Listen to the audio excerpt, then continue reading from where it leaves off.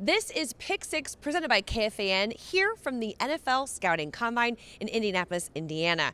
We took your fan questions. We've talked to several national experts, and we're really excited about the next couple of episodes coming out before the NFL draft and right here as we get ready for the NFL free agency period. So let's get to question number 1.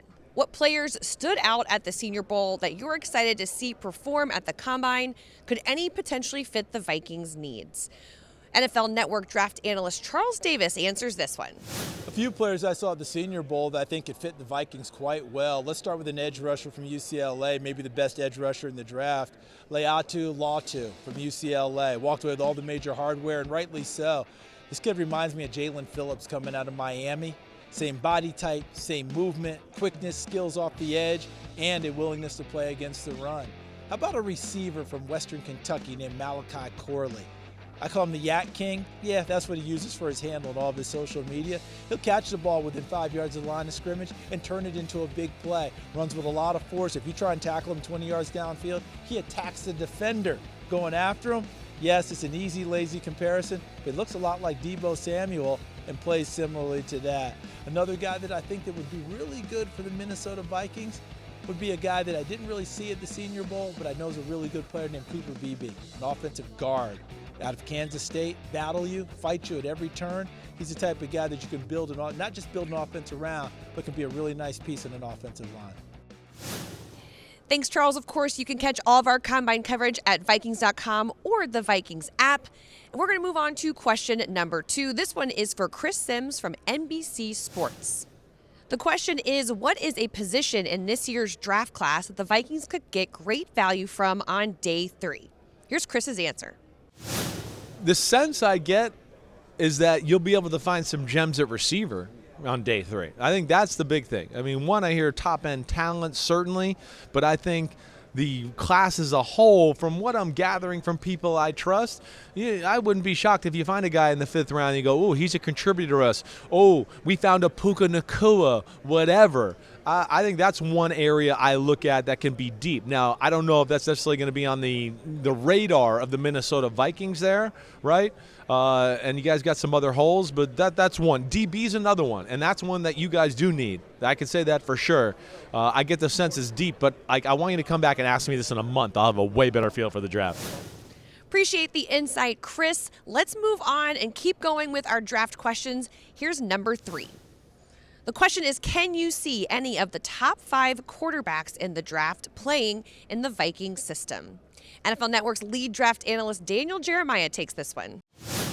I think you can make a case all these quarterbacks could fit in play for Kevin O'Connell. It's a very friendly offense. It's one that relies on, processing, anticipation, accuracy, and I think if you look at these top quarterbacks, look, let's assume the first 3 are going to be gone by the time they pick. With Caleb Williams gone, Daniels gone, Drake May gone.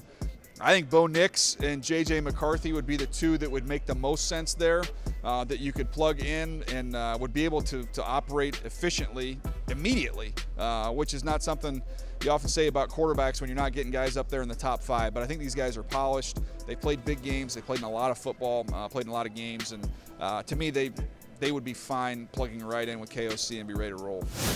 You can find Daniel Jeremiah's mock drafts on NFL.com. Thanks for weighing in, DJ. Let's head on to question number 4. The question is, how would you attack this free agency period if you're the Vikings front office? ESPN's Jeremy Fowler weighs in. How would I attack the Vikings free agency period? I would probably take care of my own. Like, if I'm convinced that I can win a Super Bowl with Kirk Cousins and Justin Jefferson, then I'm getting those deals done. That would probably be my first priority. If that's not the case definitively, then maybe I do move on, or maybe I, wait out things or use the franchise tag later on down the road with a player like Jefferson. But you probably want to handle those things and get them done. And then, with their cap situation, I don't know if they're going to be huge spenders, but you can certainly get some impact players. I would at least see what I can do with Danielle Hunter. If there's a deal to be made, if it's well over $20 million, I'm probably not doing it. But, they got a good in-house guy in DJ Wanham. They have some other good pass rushers that you could bring in maybe at like a second wave of free agency that will be impactful. So I'd probably get one more cornerback too. Thank you, Jeremy. We're going to continue talking about free agency with this next question. Question number 5.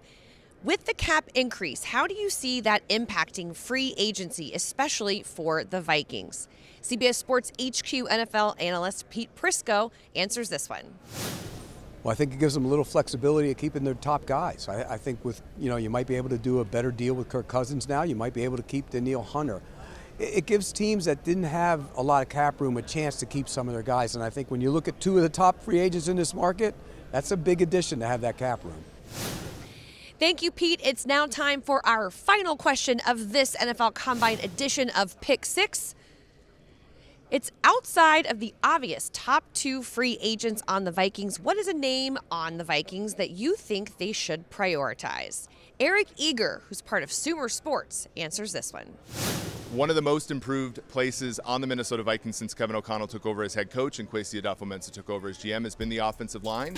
And one of the biggest improvements has been the interior with Garrett Bradbury coming back last year. At right guard, they've done really well with Ed Ingram after a rough rookie year. Dalton Reisner was the completing piece of that last season. He's going to be a free agent. I think the Vikings should be able to get him at a modest price, and I think that they should prioritize that. Thank you, Eric, and all of our experts for weighing in on this episode of Pick 6 from the NFL Combine. We'll have another episode with all of the other expert answers we got while we were here. We can't wait to release that one in the coming weeks, so be sure to stick with Vikings.com and the Vikings app for continued coverage for your favorite football team.